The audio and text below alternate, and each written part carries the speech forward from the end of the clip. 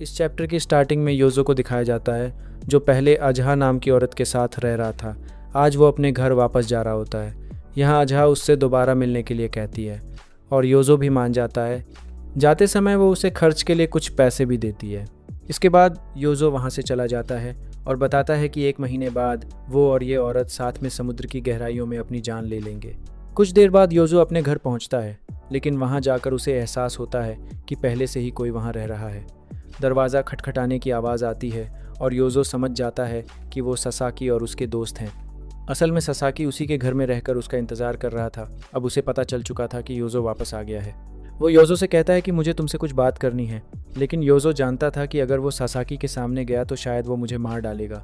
इसलिए वो 3 दिनों तक अपने कमरे में बंद रहता है और ससाकी रोज़ बाहर खड़े होकर उसके निकलने का इंतज़ार करता है। असल में योजो अपने डैड के पैसों के आने का इंतज़ार कर रहा था और तीसरे दिन उसके बड़े भाई का लेटर आ जाता है। योजो को लगता है कि पैसे आए होंगे, लेकिन लेटर खोलने पर उसे पता चलता है कि उसके डैड उससे बहुत नाराज़ हैं क्योंकि योजो स्कूल में फ़ेल हो चुका है। लेटर में ये भी लिखा था कि अब से योजो उनका बेटा नहीं है और आगे से उसे पैसे भी नहीं मिलेंगे। ये देखकर योजो डिसाइड करता है कि अब यहाँ रहने का कोई फ़ायदा नहीं। वो अपना ज़रूरी सामान पैक करता है और छत के रास्ते पड़ोसी के कमरे में जाकर उनकी खिड़की से बाहर निकल जाता है। दूसरी तरफ सासाकी अभी भी उसके कमरे के बाहर खड़ा था, इसलिए योजो बचकर वहाँ से भाग जाता है। लेकिन इसके बाद उसकी परेशानियाँ और बढ़ जाती हैं। वो होमलेस लोगों की तरह शहर में इधर उधर भटकते हुए 1 महीना बिता देता है। फिर उसकी मुलाकात शिबुया में होरिकी से होती है। जब होरिकी को उसकी हालत के बारे में पता चलता है तो वो कहता है कि तुम्हें अपने डैड से माफ़ी मांगकर फिर से स्कूल जाना शुरू कर देना चाहिए, शायद सब ठीक हो जाए। लेकिन योजो को स्कूल जाना बिल्कुल पसंद नहीं था। वो मन ही मन सोचता है कि चाहे स्कूल हो या ससाकी का ग्रुप, हर जगह उसे सिर्फ दुख ही मिला है।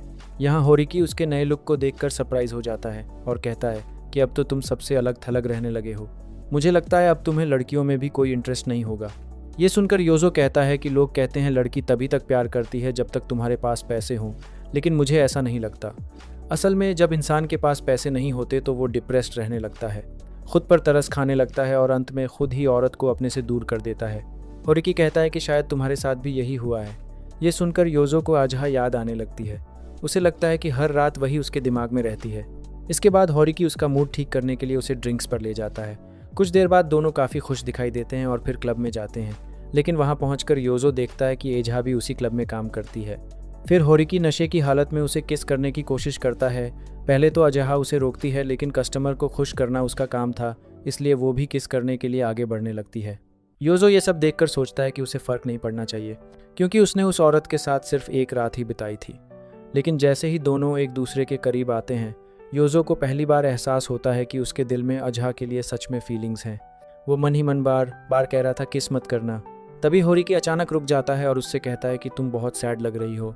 उस रात योजो बहुत ज़्यादा ड्रिंक करता है। अगली सुबह वो खुद को अजहा के पास पाता है। यहाँ वो उससे कहती है कि मैं तुम्हें बहुत मिस कर रही थी, और योजो भी यही बात उससे कहता है। असल में वो भी उसके लिए वही महसूस करती थी जो योजो उसके लिए करता था।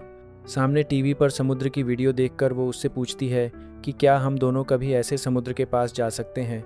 योजो इसके लिए मान जाता है और फिर दोनों ट्रेन से वहाँ जाने लगते हैं।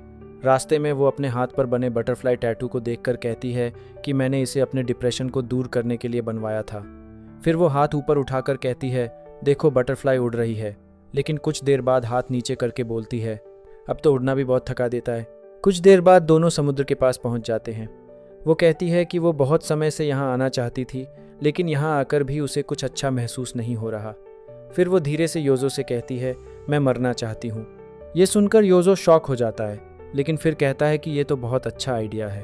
वो उससे कहता है कि मैंने भी खुद को बेहतर बनाने की बहुत कोशिश की, चलो साथ में मर जाते हैं। ये सुनकर वो रोने लगती है और कहती है कि तुम पहले इंसान हो जिसने मुझसे ऐसा कहा।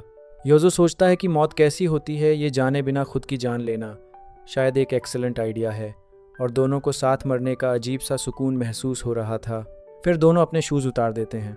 उन्हें देखकर योजो कहता है कि ये तो किसी लवर्स की तरह लग रहे हैं। इस पर वो कहती है हम लवर्स की तरह मर भी सकते हैं। यहीं वो योजो को अपना असली नाम बताती है जो मामी था। अब दोनों समुद्र की तरफ बढ़ते हैं। वो योजो से कहती है कि मुझे अकेले मरने के लिए मत छोड़ना। योजो जवाब देता है कि मैं ऐसा नहीं करूँगा, मैं अब और शर्मिंदगी नहीं झेल सकता। इतना कहने के बाद दोनों पानी में डूब जाते हैं। योजो अपने डैड से मन ही मन कहता है अब आपका ये खिलौना टूट चुका है, लेकिन जब वो पानी में तड़पने लगता है तो कहता है मैं मरना नहीं चाहता। कुछ देर बाद कुछ लोग उसे बचा लेते हैं, लेकिन दूर मामी मर चुकी थी। उसका हाथ आसमान की तरफ उठा हुआ था, शायद शरीर अकड़ जाने की वजह से। तभी बैकग्राउंड में आवाज़ आती है, देखो ये तितली उड़ रही है। ये देखकर योजो धीमी आवाज़ में कहता है, शर्मिंदगी। मैंने अपनी पूरी ज़िंदगी शर्मिंदगी के साथ जी है। यहीं से उसे अपनी डायरी की पहली लाइन मिलती है। एंड पैनल में लिखा हुआ था, सुबह होने के आसपास पहली बार उसके होठों से डेथ शब्द निकला। ऐसा लग रहा था जैसे वो भी इंसान बनकर जीने की कोशिश से पूरी तरह थक चुकी थी। और जब मैंने अपनी इस दुनिया के डर के बारे में सोचा, कॉम्प्लिकेशंस, मनी, लोगों की भीड़, विमेन, मेरी स्टडीज़, तब मुझे लगा कि अब और जीना पॉसिबल नहीं है। इसीलिए मैंने हल्के मन से उसकी इस प्रपोज़ल को मान लिया। वो औरत मर गई और सिर्फ मैं अकेला बच गया।